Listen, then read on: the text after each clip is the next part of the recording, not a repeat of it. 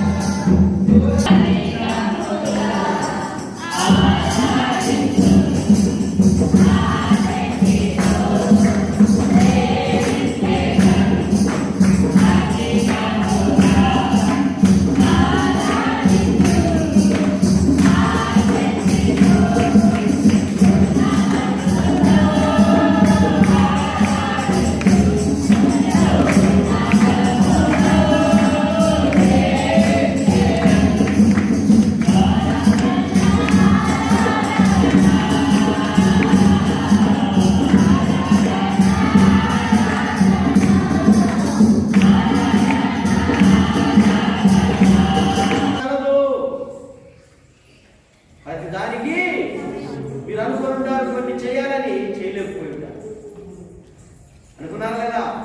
కొన్ని జరగల గత సంవత్సరం ఈ సంవత్సరంలో ఎట్లన్నా కానీ జరగదు. చంపుటకు, బాగు చేయుటకు, పడగొట్టుటకు, కన్నుటకు, ఏడ్చుటకు, నవ్వుటకు, దుఃఖించుటకు, నాట్య పాడుటకు, రాళ్లను పారవేయుటకు, రాళ్లకు కుప్పవేయుటకు అలా చెప్పుకుడి.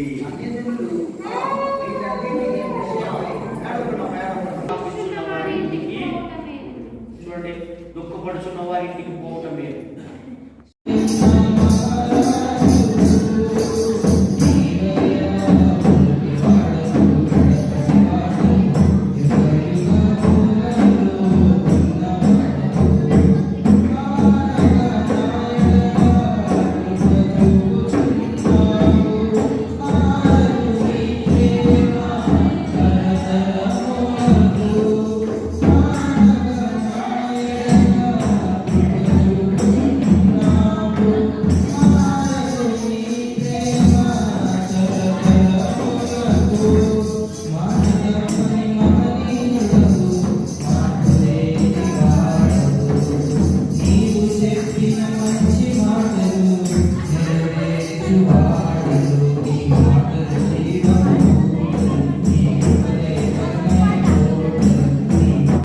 బ్రతుకువారు దానిని మనసున పెట్టుదురు. వారు దాన్ని మనసున పెట్టుదురు. నవ్వుట కంటే దుఃఖపడుట మేలు. అది వాటిని జ్ఞాపకం చేసుకోలేక నేను అది చేశాను ఇది చేశానని మనమే వాటిని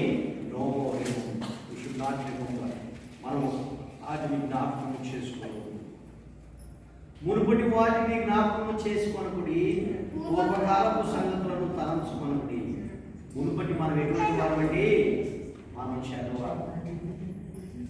మునుపటి మీరు దాన్ని ఆలోచింపరా? హల్లెలూయా. నేను అరణ్యములో త్రోవ కలుగజేయుచున్నాను, ఎడారిలో నదులు పారజేయుచున్నాను. హల్లెలూయా. ఇది నూతన క్రియ, అది ప్రభు అయిన యేసుక్రీస్తు. హల్లెలూయా. మనం ఇంతకాలం జరుపుకున్నాం క్రిస్మస్ పండుగ, అదే నూతన క్రియ. క్రీస్తు పుట్టాడు మనకి. మీరు ఆత్మీయ అంటే సరిపోతుంది, కానీ ఎదురుగా నీ సంతతి మీద నా ఆత్మను కుమ్మరించెదను. హల్లెలూయా. దేవుడు ఆత్మను కుమ్మరిస్తానంటున్నాడు.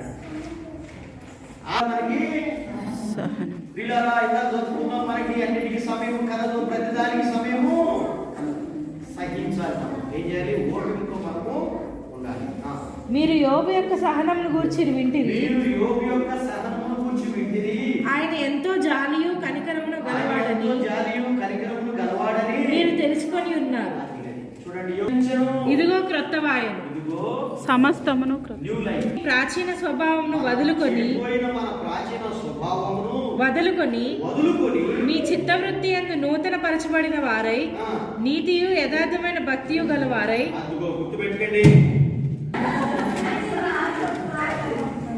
బొక్కవారి తైలములో చచ్చిన ఈగ పుట్టుక చేత అది చెడు వాసన కొట్టును. ఏమొస్తుంది?